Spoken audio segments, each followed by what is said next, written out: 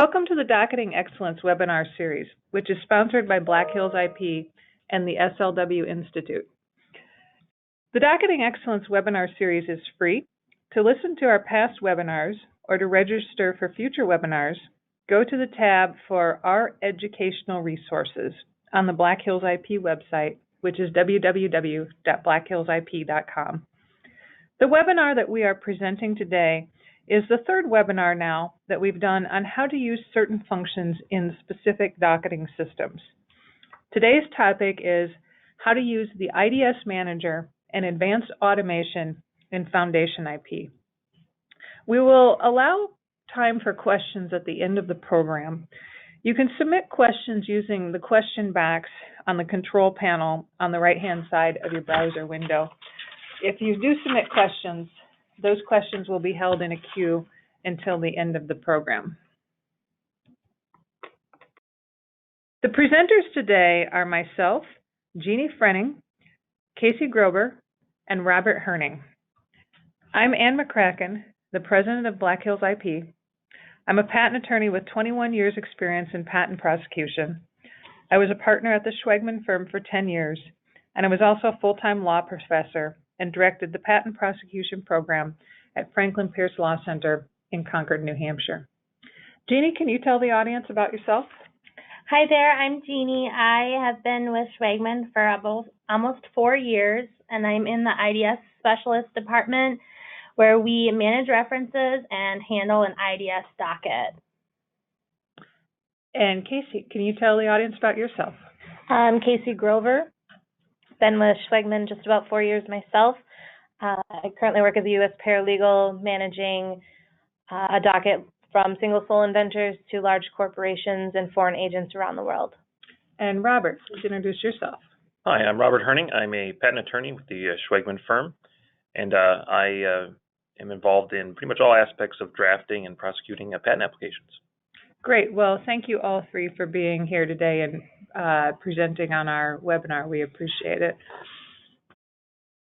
Oops, sorry. All right, first a little bit about FoundationIP for anybody who's listening that may not have much experience with the tool. FoundationIP is a web-based IP management system offered by the market-leading company CPA Global.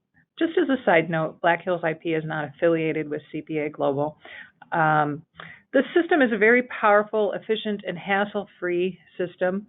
It basically integrates what you have listed in the file wrapper with also the official docket deadlines and due dates, and then workflow capabilities as well. It's one of the most successful IP platforms and is used by a large number of law firms and companies, including the Schwegman Lundberg Wissner firm, which our panelists are all from here today. It has many great features for managing a prosecution practice in particular, including its powerful IDS manager, which is what we'll be focusing on today. It works straight out of the box. It can also be customized if you have specific needs that you want to customize it to. Now, why use, well, and before I go on to that, I want to note that I used FoundationIP for many years as an attorney, and I think it's a really great system. Just a little bit of terminology. Some people refer to it as an acronym of FIP or FIP. Most of our slides today say FoundationIP, but if somebody slips into the acronym FIP or FIP, that's what we're talking about as well. So why would you use FoundationIP to manage your references? Well, I guess I would say, why wouldn't you? But I'm surprised by the number of people that have FIP systems that don't take advantage of the reference management capability. I personally think it's one of the best features of the system. It's a great feature, and I also think it's very underutilized, and that's why we're putting on this webinar today. So with respect to its reference management functionality, first of all, it can be used as a database to store all of the references that you have for the portfolio of matters that you're managing, and then also keep track of the status of that matter, or I'm sorry, of that reference, and indicate whether or not it's been cited or not, so you can quickly see and know what's been cited and hasn't been cited in a particular matter. References can automatically be propagated between files to to facilitate cross-citation. So this is a process that in many firms and organizations is very cumbersome to keep track of what's been cited and hasn't been cited across related cases in a family. Many people do this with large and complicated spreadsheets when FoundationIP could do this automatically for you. If you use the reference management function in FoundationIP in a consistent and timely manner, it's really going to reduce the likelihood and hopefully eliminate the possibility that you miss or overlook cross-citing something in a matter.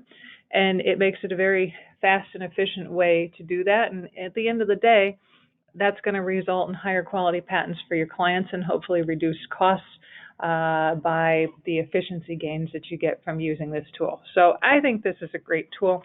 And in order to illustrate these things, we're going today to talk about first some terminology, so you understand the terminology that's used in FoundationIP with respect to the IDS manager and reference management.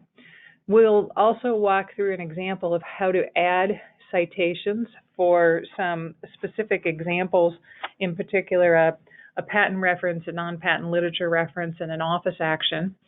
Then we'll talk about and show how to add related matters to the system. We'll also talk about how references flow between related matters, and then some of the things that you could do with the IDS manager. And finally, Robert will give some perspectives from the attorney on how the system is used. So before Jeannie starts in on terminology, I just want to give a little bit of context here again. So there is in FoundationIP something called an IDS manager, and we will show that later in the presentation. But to get the benefit of being able to manage references through FoundationIP, there are some other parts of the system that you need to understand and know how to use. One of those is the References tab in the Matter portion of FoundationIP, and the other is the Related Matters tab in FoundationIP. And so after Jeannie goes through the terminology, she's then going to talk about how you add references into the References tab. So Jeannie, I'm going to turn this over to you to talk about the terminology. Thank you. Okay, so today for the first couple of slides, we're going to show some examples of some terms. The first term that we use regularly is unmarked. And an unmarked reference means that we either received it from the attorney or a client provides it for a specific matter, a citation to cite, but it has not yet been cited. And so there's a section in the References tab that classifies it as unmarked. And it just means that we're going to be citing it on the IDS and that it has not been cited yet. The next term is marked as cited and sent. We often use marked as cited and sent when we've received the references through the patent office and we're wanting to cite it in a response. So they're from previously filed 1449s or on the front page of the patent. And so we are going to mark them as cited and sent so that it classifies in our system and it's not something that would prevent us from citing it multiple times.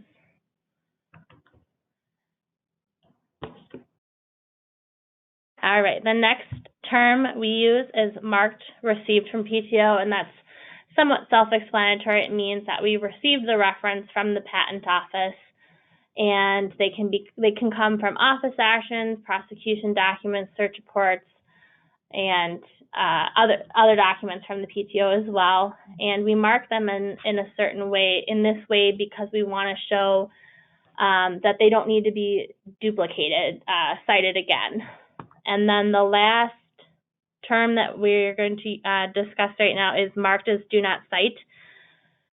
And we use this when we get information from the attorney that they don't potentially want to cite the reference at that time. So there's a way to classify that reference so that it separates it from the unmarked references.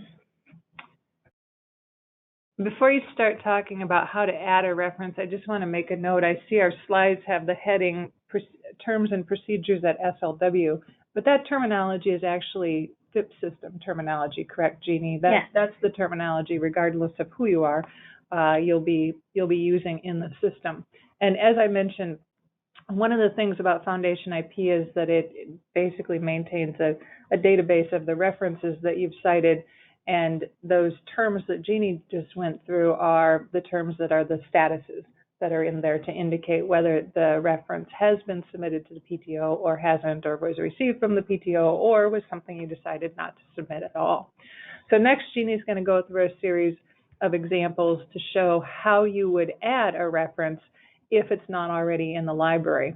And the library isn't something that comes pre-populated. The library is the library of references that you have previously added to your FIP system.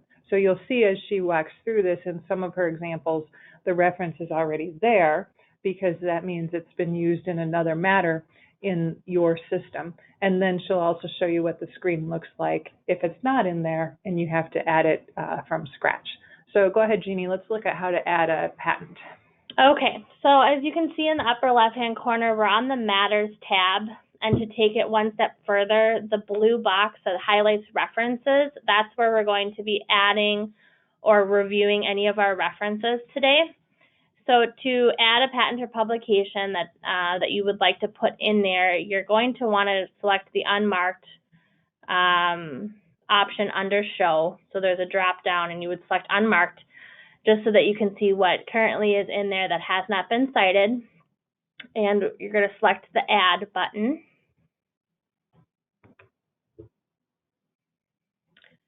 And here's where we're going to add the patent information that we have. An example is already in the box. And it shows that the country is the U.S., and then we have a kind code box. And at Schwegman, we do not use the kind code for U.S. patents and publications, but it is available there if need be. So then we would hit search. And this is an example showing that that particular patent that we were searching for has already been entered into FIP, so it exists. And so if the number matches what you're looking for and that's the one you want to select, you would just hit Use. If it's not in there, it's going to go to this screen. And this screen will pop up if the information is already in there, or like I said, if it hasn't ever been entered into FIP, the boxes would be empty. So this is kind of a screen to show all of the information that can be put in for patent information, and we're going to go over the suggested required fields.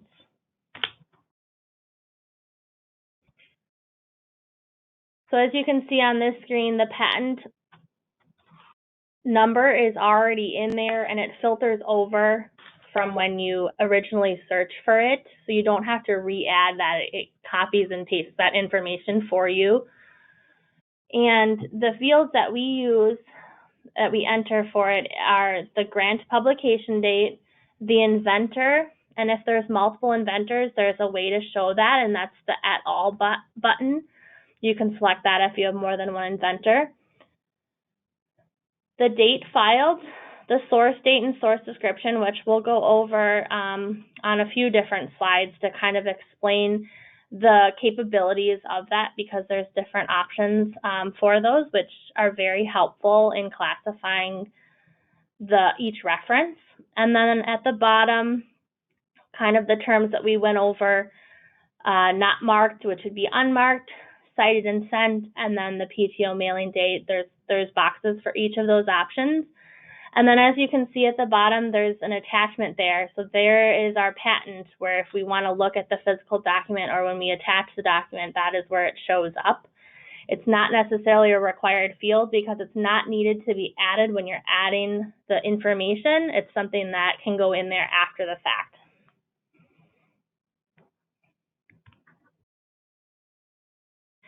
So again, this is kind of the wording for what we just looked at on the screenshot. It shows the different fields that we would use.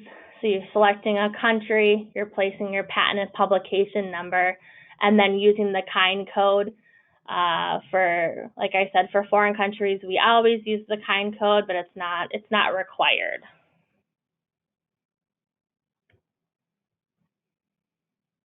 And this is an example of the additional fields that we use, formatting examples with the dates and the inventors. And then the source date and source description. Oftentimes the source dates can be a document from client when we receive it from the client, or maybe it was referenced in an application, or it came over in a disclosure, or it was cited on an office action or notice of allowance. It's great to be able to identify where that reference came from, so that when you're reviewing things, you know, okay, these references came from this source and this one came from another source. It helps kind of show that. And I believe I said source date, but that's for the source description. The date is of when the office action came in, when it was the reference was cited from the office action, or when it was received from the client. That would be what the source date would be. Now the marking information. One important tip with that: if you select the cited and sent circle, you also need to select the two boxes with the dates corresponding to it, and we will be looking at additional screens that show this, so that if you do not select those additional boxes when you save it, it will not save those dates in there. So it's very important to remember when you're selecting that you're also adding the cited and sent date, because that will show up for you as well. And the same rules would apply for received from the PTO. You have to select the date and the cited and sent circle. And then uploading the attachment, like I said, it's not needed for saving the new patent or publication in there, but it is an option to add it as well, so that you can review the physical document in the future.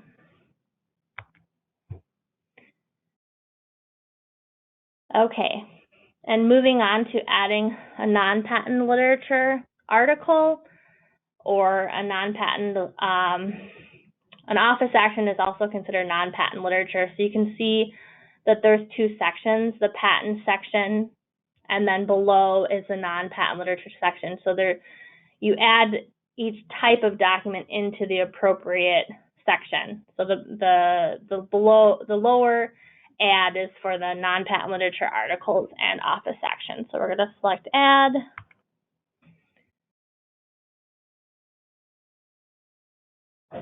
Okay, and this will take us to a screen where you can attempt to search for the document if it already exists in FIP, like we did with the patent. And my suggestion for this is using a part of the title of the article, or using an asterisk on either side, because it will pull up possible articles as well if there's like an extra space when it was added, or if there's a typo or something, it will show up. So searching part of the title to see if it already exists, and then hitting search. And for this particular article, it does exist in FIP, and so I would read the title and make sure that matches what I'm looking for and select use. If it does not exist in FIP, it'll give you the option to add new.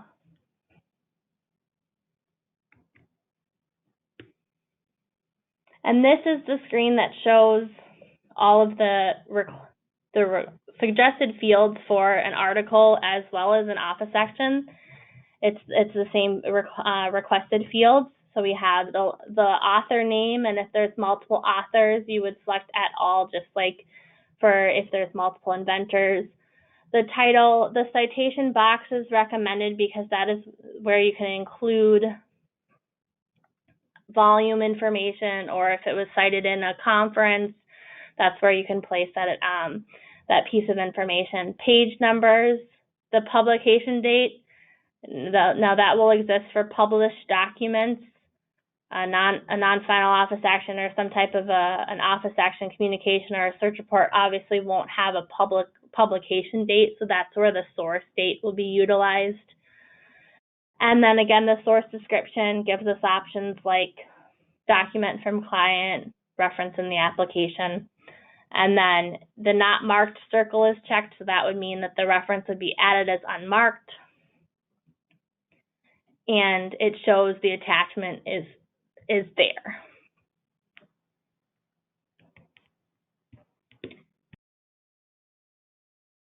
This is a screenshot to show the different source descriptions. So I've been mentioning document from client disclosure. There's quite a list of them. If your option that you're wanting to use doesn't exist, you can select other, and then you would fill in your description that you would like to use in the box below it titled Other Description.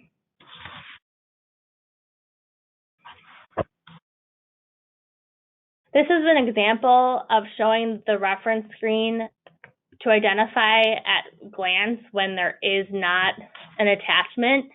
So if the paperclip is missing like the arrow shows, it means that there's no attachment for the document. So it's easy to scroll through your references and say, okay, we need an attachment for this one. We don't have the article listed here, showing here, so we have to go look for it and get a copy of it. And once you have that copy that you want to put into FIP, you select the reference ID, which is to the left. The arrow points to the number and it's underlined. You click on that and it will open up this screen, and it gives you the information so that you can double check that it matches the article that you're wanting to add in there, and you select edit.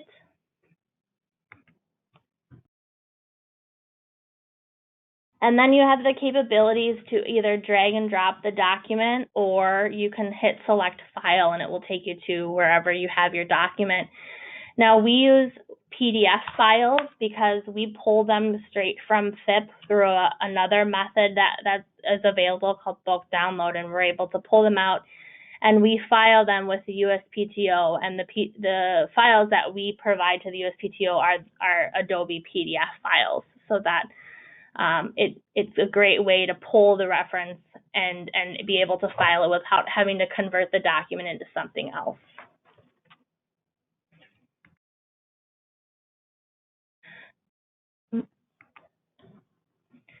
And this slide just shows when the document is uploaded, it'll show the file size, and then you hit save. And before you go on, you can hit next, but yeah, before you go on to the next topic, you're talking about uploading references or the PDF copy of the documents. And I just want to add, you don't have to have the PDF copy or any copy of the document. You could just use FoundationIP to track the citations. It's not a requirement, but it is a very useful function from the attorney's perspective. When I used to have an active docket in FoundationIP, I would get lists of references that the paralegal wanted to know if I wanted to cite them or not.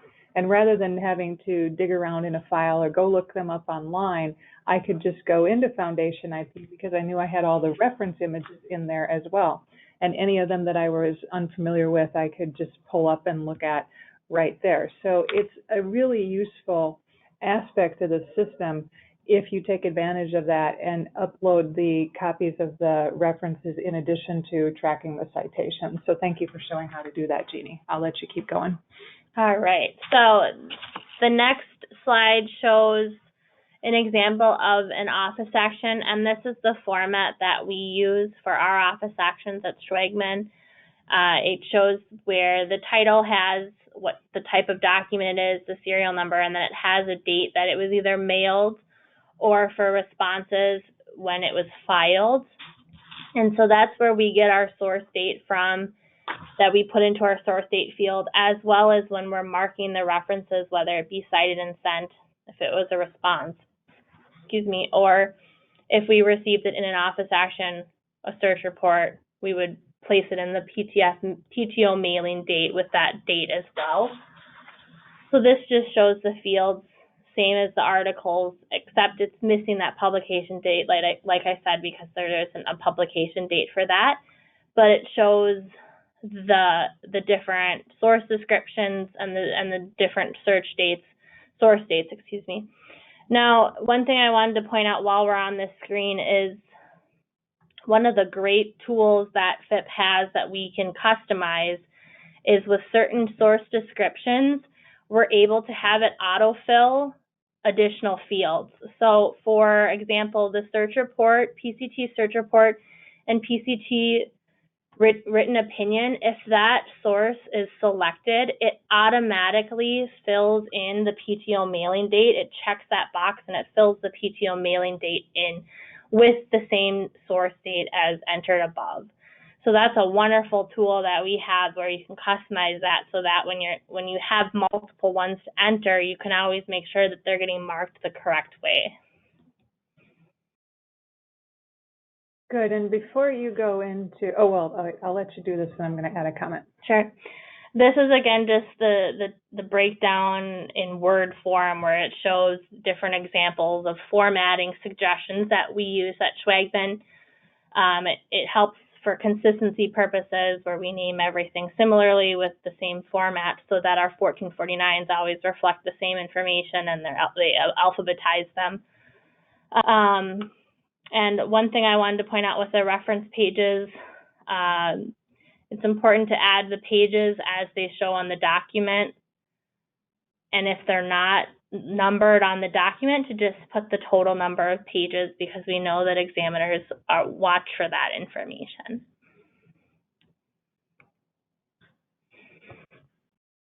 And the remaining suggested fields, like we just showed, source date, source description, and then the unmarked, cited and sent and received at PTO.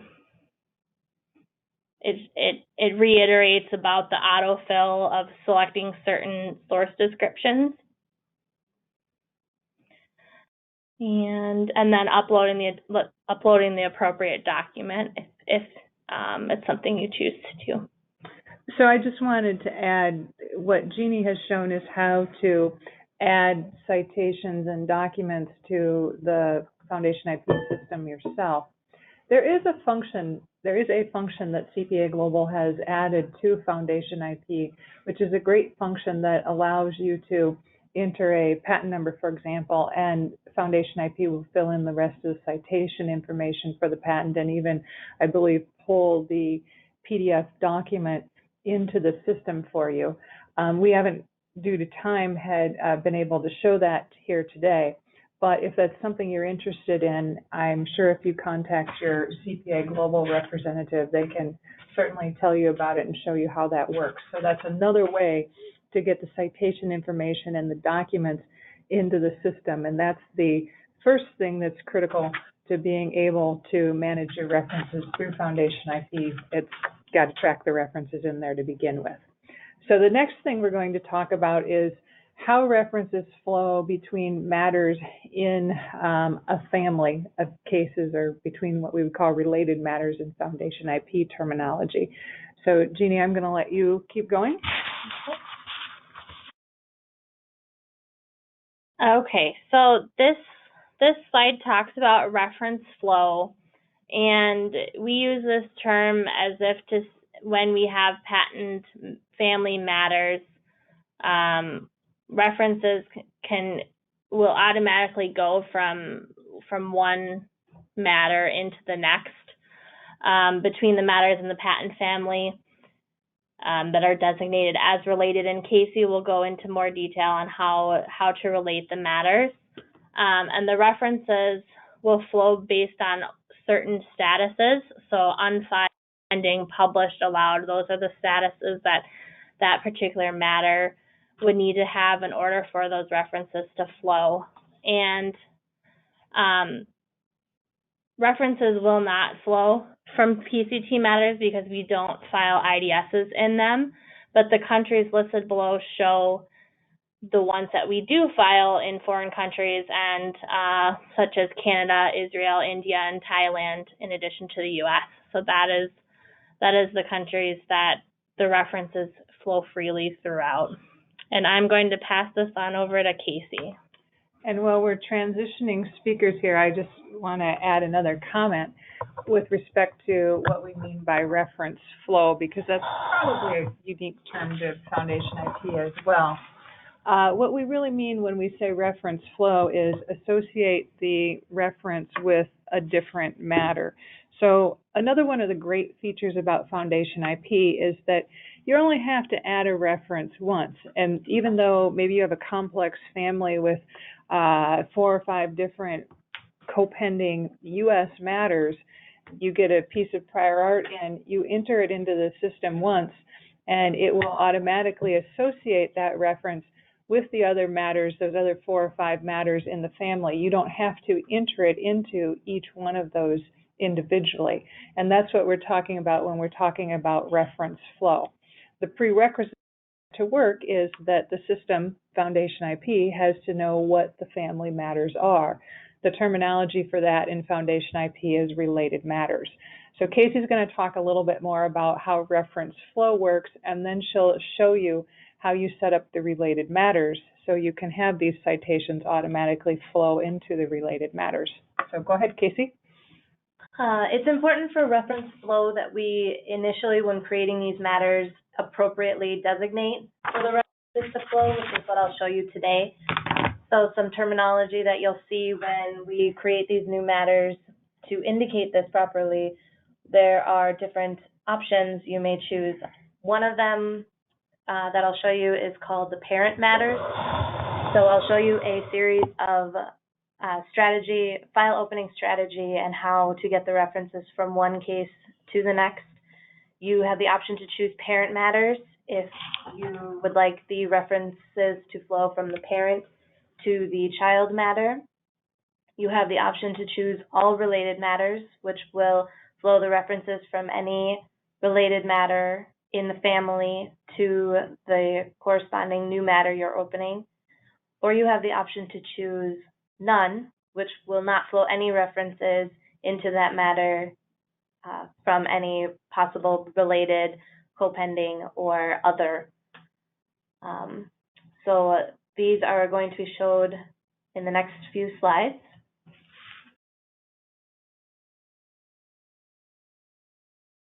So this is an example of opening an initial matter. So in this case, I opened an initial PRV matter.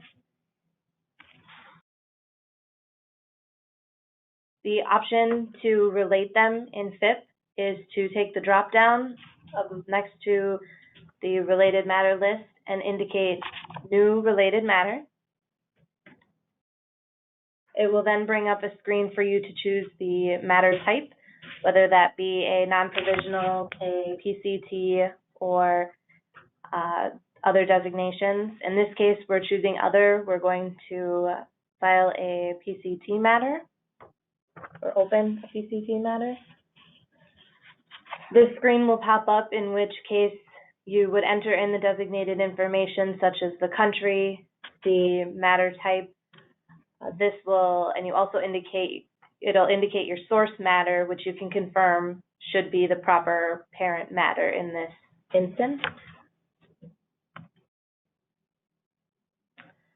From there, the bottom of the screen I just showed you is the important part to ensure that your references properly flow. It has to deal with your related matter.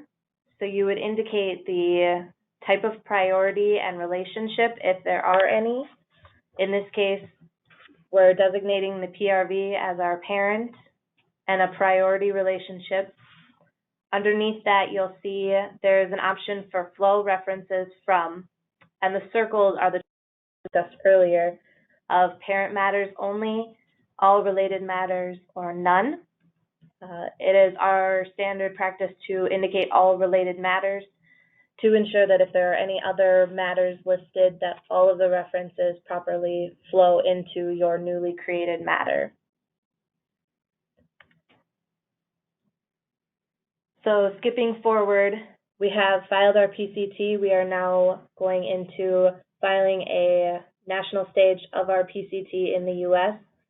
So this is the screen that would, skipping the first 2 screens to create this matter, you'd flow to the bottom where you're adding the related matter, you're choosing the relationship, and you're indicating that you would also like the references to flow from all related matters. And it's important to note that while there may be other related matters, you want, no matter the number, you'd still like to indicate that you want all the references So if there's any other co-pending that don't necessarily have priority, but are still part of the subject matter that the attorney has designated, you want all of the references to flow from that.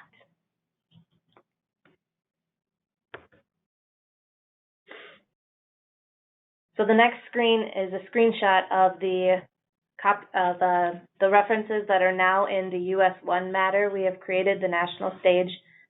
So you'll see in the top section of the patent documents, there's a source column that indicates there are 2 patent literatures that were discovered in the disclosure of the PRV. There's also a patent literature from the PCT application. And you'll note on the bottom in the non-patent literature that the search report and written opinion from the PCT matter have also successfully flowed into this matter by our designation of when we created this matter to have them do that.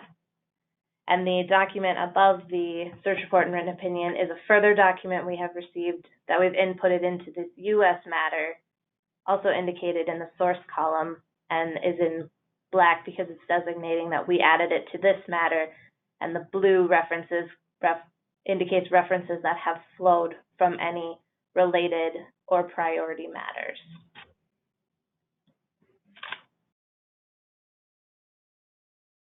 This is a slide that'll show, if you're looking and going through these references, there's where the arrow points are drop downs to shuffle through the different ways that we have that cited, unmarked, marked as cited, marked as do not cite, and all are some of the capabilities of this drop down, and it's easy to navigate back and forth between them to be able to distinguish which art we should still cite and which art does not need to be cited. So Casey, this is a good screen for my example of how an attorney might use this. Even though the drop down you have is showing references that are marked not to cite, let's say you had instead selected references that were unmarked. And the attorney then wanted to go and review and look at those PDFs, because you can see here, let's just pretend this is an unmarked reference. You can see here that the attachment is there because the paperclip is there.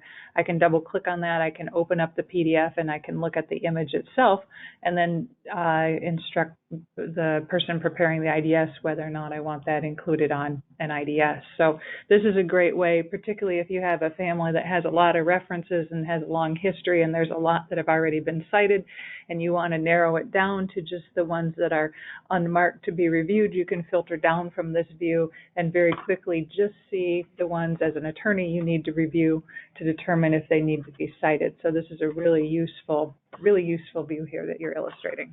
Correct. And it's important to note that as you continue to add related matters, if you were to file in other jurisdictions off of your PCT, as long as you indicate properly when you're opening these matters, such as the previous slides, all of the references will continue to simultaneously flow as they come in. It doesn't just mean that they have already been in the previous matter. They could be references that come in at a later date as well. So if we file this US1 and something in another jurisdiction and something comes in further down in prosecution, it will automatically continue to flow throughout the duration of prosecution until that status identifier is changed to issued in our US matter. Well, that's a great point. So the reference flow is dynamic. It continues to update when new unmarked references come in. And again, you think about the time savings if you were doing this by tracking it on a spreadsheet, and every time a new foreign search report came in, you had to go and manually update that spreadsheet and indicate across all those 4 or 5 co-pending U.S. matters that there was a new piece of art that needed to be cited. You don't have to do that here. It happens automatically. You enter that reference once in the source matter, and then it will automatically get listed in the related matters that you have associated with it. Correct. And even as you're continuing on, if any additional continuation matters, continuation in part, that related matters tab can continue to grow larger and larger, and it will just ensure that all of those references continue to simultaneously go into any matter that you create, as long as you're appropriately indicating that when you're opening these files. Great. Thanks for walking us through that, Casey. Now, Jeannie's going to take us over to the IDS manager and show us some examples of how you can use the IDS manager tab to update and change things on references that are already in the system that you've previously entered. And this is more for the management of those references in your library as opposed to the preparation of the IDS itself. This allows you to manage those references. So Jeannie, can you talk about that? Yes. So one of the great things I wanted to point out about the IDS Manager is this is separate from the References tab. So when anyone that has access to the matter would go in there, they would look under the References tab, but they can't physically make important changes to the references in that tab. You have to go to another place, which is the IDS Manager, to be able to make those necessary changes. And one of those changes or updates we would do would be to combine or replace a duplicate reference. And it happens. There's times where things are added and there might be an X or zero put in, or a zero missing or something, and a slash or something like, extra characters put into something, and it would create a duplicate record because it would add its own reference ID, and then we would be faced with the issue of we don't want to cite both of them because of the same thing, so we need to find a way to be able to combine them and to make them into one. So the IDS Manager has a wonderful tool where we're able to do that, and the next few slides will show us how to do that. So instead of being on the References tab under the Matters section, we're going to go over to the IDS Manager that's highlighted and put in our number. Again, using that asterisk as a wildcard is a great tool because it will help pull up if there's additional references out there that have similar numbers to help us identify the duplicates. If I were to put in just that top 2004 number, it's only going to pull up that one record, but I want to pull up both of them. So putting those asterisks on either side is how we're able to pull that up. And after typing that number in, we just select search, and at the bottom it shows after the results after the search, and we see two different reference IDs listed here, one with the 2004 and one without that. And that is the same document. If we open up the attachment, we would be able to see that reference is exactly the same. And so what we want to do is combine those two records because it's a duplicate. And on the right-hand side, an important thing to point out is the number of matters. This is a great way to see how many matters each reference is in. And when we do the combining of them, it will show a total number of references when our merge is complete. So just wanted to point that out.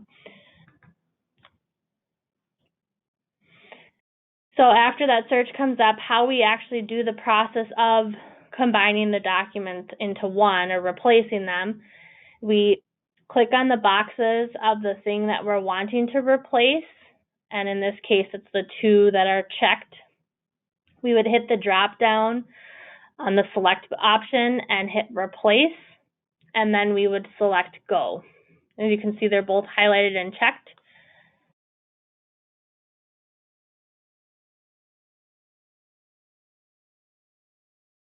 And this takes us to where we're going to select which one is going to be the master record.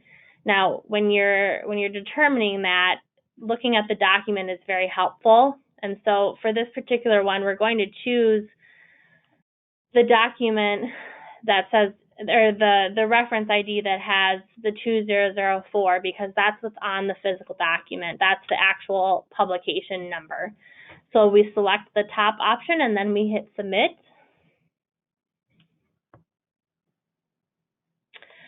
And then it shows the process of it behind the scenes. It combined that record. So now we just have one with the 2004024011 as the publication number. And another thing to point out is instead of it showing 13 and 2, now we have 15. So it was able to not only combine the record, but it ensured that it remained in all of the appropriate matters that it was in before. It just updated what the reference ID shows.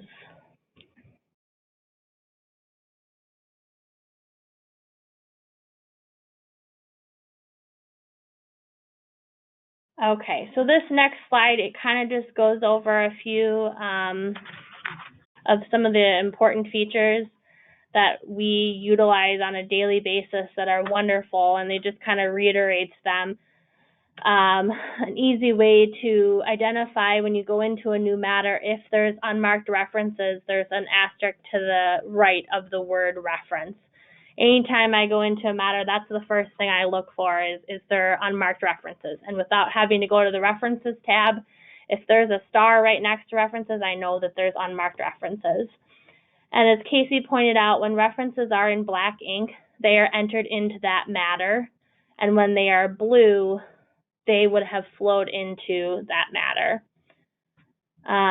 Another thing to point out that not all of the fields are universal. So the suggested fields that we recommended, not all of the fields go into each of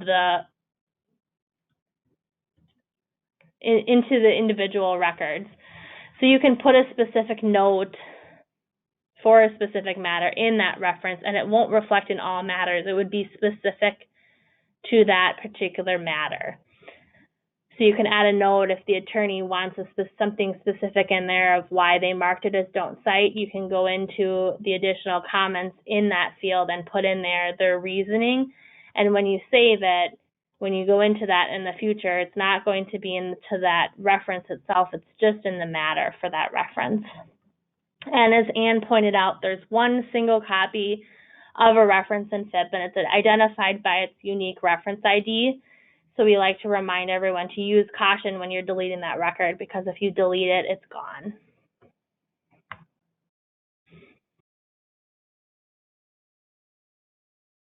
And this slide is similar to the one that Casey went over. It just points out a couple of additional points here.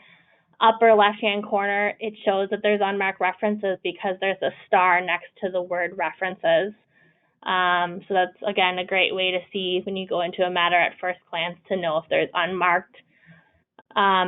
This particular screen shows when the references are listed as all versus the other screens that we've shown you where we had an example of an unmarked screen, marked as don't cite screen. This one shows all the references. So as you can see, the patent documents, and the non-patent documents, there are scroll bars. So if there's additional references there, you can scroll up and down to see those additional references within the scroll bars. And another thing to point out, we went over a U.S. patent, but we did not go over the foreign patent. And like I said, the only difference that we identify with that is that the kind code is there. So you can see that European patent is highlighted to show that the kind code is in there after the number, and that is the format of how it will show up if you put a kind code into that individual kind code box. And the last thing to point out on this screen is the marked area. When you have your references showing as all, this is a great way to show when things are unmarked or marked, another way of looking at them, so that when you're looking at all of your references, if you're wanting to double check and make sure that you have everything that you've intended to cite, this is a great screen to utilize, and it still will show you the breakdown on whether or not it's been cited or not.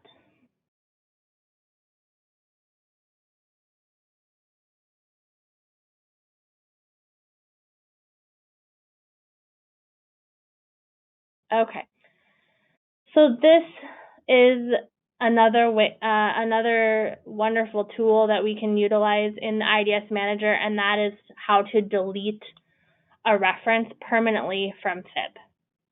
And you can either search it by the patent or publication number, or by that specific reference number that is unique to that reference. And when you put that number in there and hit search, it will then pull up on the lower part of the screen, it will pull up that record. When you highlight it, you select delete versus the other slides we showed how to replace. To delete, you would select the delete option and then hit go.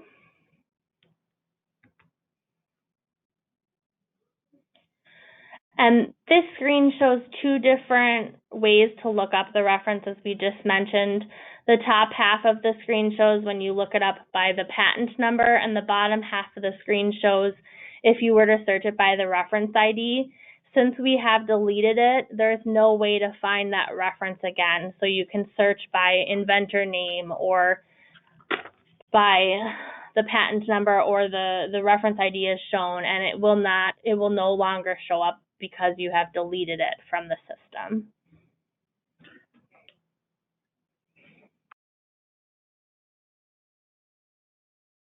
So before we go to Robert, there's one last thing that we haven't shown, again, in the interest of time, and that's the actual generation or creation of the IDS form itself. That can also be done through FoundationIP. There's a merge function in FoundationIP that will merge the document for you. It's pretty straightforward, but I'm sure you can contact your CPA Global rep and they can walk through it with you. The more complicated pieces are the pieces that we highlighted, and that's getting the references into the system, knowing how to add them, knowing how to relate the matters so that the references will flow, and then just knowing how to manage the art with the IDS manager, and that's where our focus has been. But I don't want to overlook the fact that you can also generate your IDS through the system, and again, that's a great thing because you've already typed the citation into the system when you added the reference to begin with, and at that point, the generation of the IDS becomes just a merge function, and you don't have to spend all that time typing citations into an SB08 form or something like that. It just pulls that citation from the FoundationIP system itself. Before we wrap up, I'd like to have Robert comment on the functions we've talked about from the attorney perspective. Yes, FoundationIP does have some, very robust features, and so even if paralegals or other administrative staff are the ones who are primarily using the IDS manager, many of the screens we've shown today will provide useful information for attorneys when they're actually managing.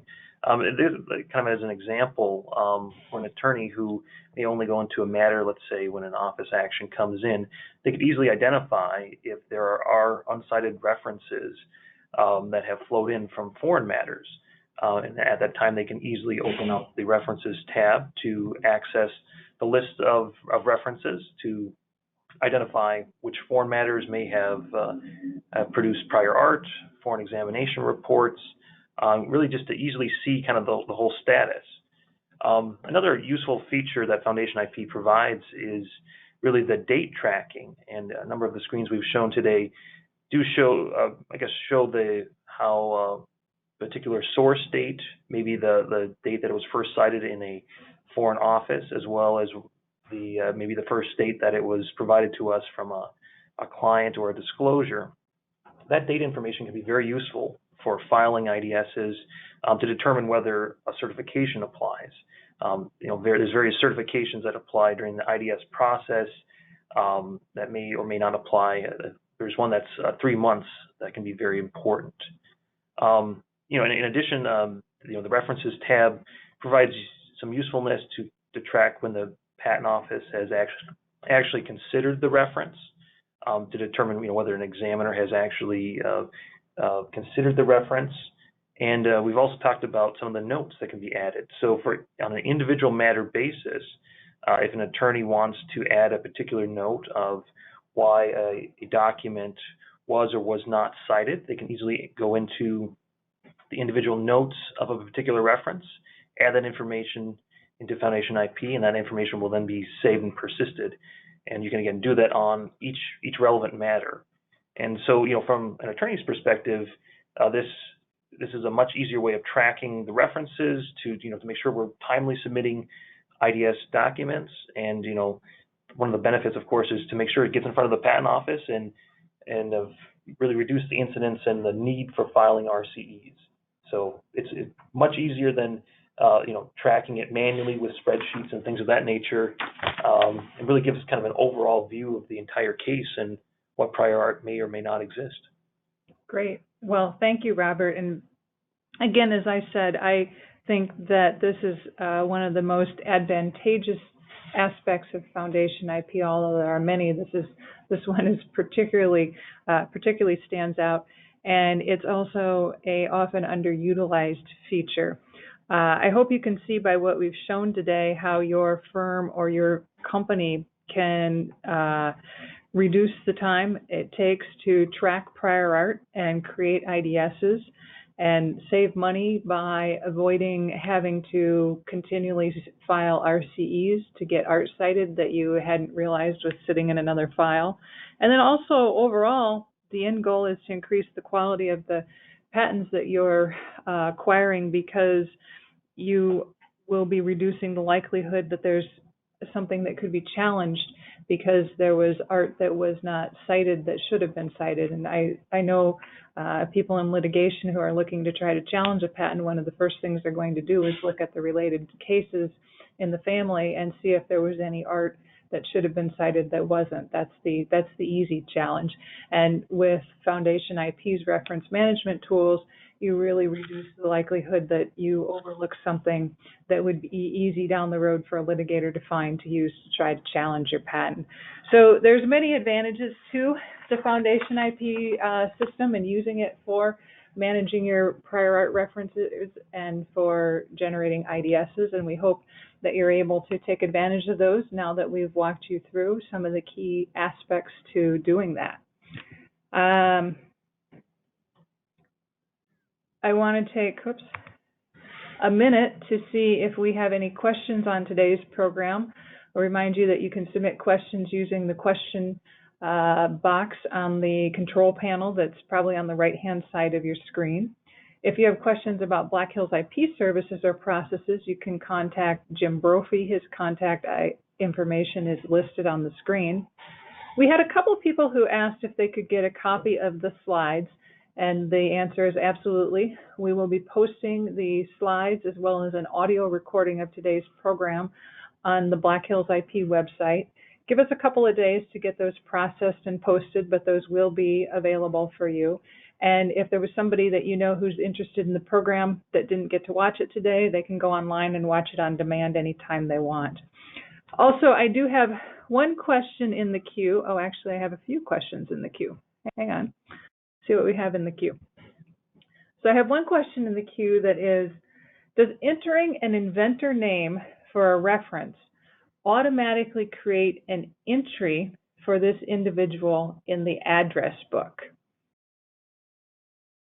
Jeannie, do you want to respond to that? I think the answer is no. Is that correct? Correct. I believe that the field or the screen, the tab that you would select would be personnel, and Casey might be able to elaborate more on this too because she opens applications, but I believe that, or opens the file matter, I believe that adding it into the references tab when you add a patent, it does not add the information to a contact area. Casey, do you have any? That's correct. The personnel and the reference tabs are separated, and you'd have to enter each of that information based on the different designations. They don't necessarily go hand in hand. And that makes sense to me, because you wouldn't necessarily make the assumption that because somebody was listed as a either author or an inventor on a patent that they were a inventor on the matter that you're handling itself. So it makes sense that you would need to enter that separately. Can you upload the foreign references and non-patent literature from FIP directly to the USPTO website when you file an IDS? Can you upload it directly? I don't think you can. Can you? Jeannie, do you want to talk about that? You cannot upload it directly. There is an area in FIP if you want to pull the documents out of it, where you would select when you're marking them a certain way, you can also bulk download them, and it's a way where you check all, and it will pull all of the references into a zip file for you, and from there you would have access to them to then upload them into the USPTO, but it is not a process that automatically will allow you to do so. But it is very helpful to have the references uploaded for that reason in the system, because when you are ready to file that IDS, you have them all right there in one place, and you don't have to hunt them down, right? Yep, correct. Mm-hmm. How large is the patent database in FIP? To tell you the truth, I would refer you to your foundation or your CPA Global rep. I don't have information on the scope of what number of patents they have, or what countries they have covered, but I know that it's very, very useful from the people that I've talked to that are using that function to automatically get the patents in the through FoundationIP. And again, I'd refer you to your CPA Global rep, because I just don't know, and I don't want to give you incorrect information. I think it's specific to your own database too. Well, okay, yeah, so let me clarify that. I mean, what we showed here would be specific to patents that you have added yourself, but I think what this person is asking is if you have the additional functionality where you can enter a patent number and then FoundationIP will go out and get the citation and get the document. How extensive is the set of patents that they have available? And I don't know the answer to that question. So that's what I would refer you to your CPA Global rep for. If you have that function in your FIP system, check with them to see what the coverage is. And I would assume if they're like everybody, whatever they may not have, they're probably continually adding to that as well, because that type of data just becomes more and more available from countries across the world. But I would imagine they have a pretty extensive set of patents available already, and CPA Global can help you out with that. All right, well, we have run just a hair over our time. I apologize for that. Just want to let you know that we have many webinars coming up, but I'll tell you about the next one. The next webinar in our series is on August 1st at 1 p.m. And this webinar is part of a new series that's focused on automation, artificial intelligence, and expert systems for IP departments. So next week's program is going to focus on systems for document automation and how you can use those tools in your IP department. In fact, one of our speakers for next week's program is from a company that has the Turbo Patent software, which is a pretty cool tool and has some interesting functionality in it. That'll be the first webinar in a series of webinars on automation tools, artificial intelligence, and expert systems over the next 2 or 3 months. And then if you've been following our docketing webinar series that focused on trademark docketing, the next webinar for that series is on August 8th, so 2 weeks from now at 1 p.m. Central. And the topic for that one is docketing options for managing the transfer of a trademark portfolio. And in particular, we're going to be focusing on, should you manually enter the data into your docketing system, or should you do a data conversion and have the data electronically ported into your system, and the advantages and disadvantages of both of those approaches when you have a large trademark transfer that you're dealing with that you need to get into your docketing system. So to register for these webinars or to see a full list of our upcoming webinars, go to the tab for our educational resources on the Black Hills IP website. We thank everyone for participating today, and we hope you'll join us for these and other upcoming webinars in our webinar series. Thank you very much.